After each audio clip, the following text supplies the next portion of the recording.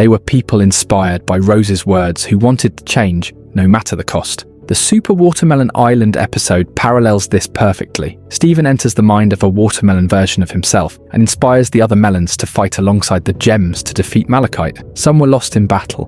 Does that make Stephen the bad guy for starting a war? Stephen represents Pink Diamond, and the watermelon body represents Rose Quartz's form. That's how on the nose the parallel is. Speaking of the melons, the way we humans view sentient melons is probably how the diamonds view gems and organics. Yes, they're sentient, but there's minimal attachment because they're essentially fruit. We watch melons get cracked open several times in the show, but it doesn't carry weight because they're just melons. They're disposable. Keep that in mind when you contextualize certain scenarios. Spinel being left in the garden because, like I said before, she was akin to a toy, a prop. The reason we feel outrage at most of the diamond's actions is because we see gems as people. Imagine you're a farmer growing pumpkins and part of your yield goes bad or gets infected with pests. You get rid of it. That's essentially the diamond mindset. They grow gems like crops, which explains why they treated off colors the way they did. If anything, Pink treated gems way better than expected of a diamond. As time went on, she let go of seeing other life forms as subpar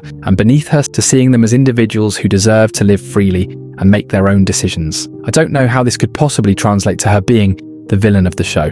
Actually, wait, I know one of the major contributing factors. Her story was shown in reverse. They gave us the butterfly before showing us the caterpillar, which made her come off as a fraud.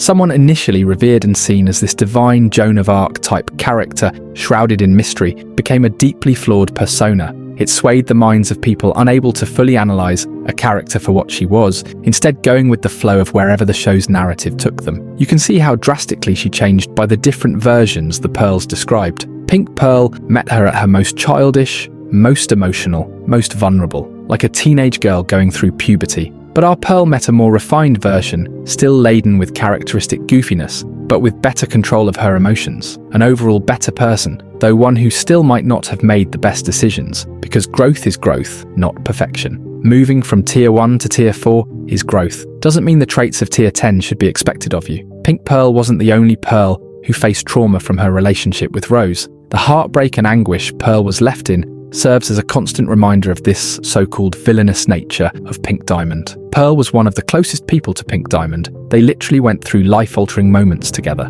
led a rebellion, fought side by side, faced death head-on. The bond they built was a strong one, not to mention Pearls innately serve and revere their masters, ready to lay their lives on the line for them. But you can't force someone to choose you romantically, no matter what. While you have every right to mourn the relationship, I don't believe in villainizing someone for not choosing you.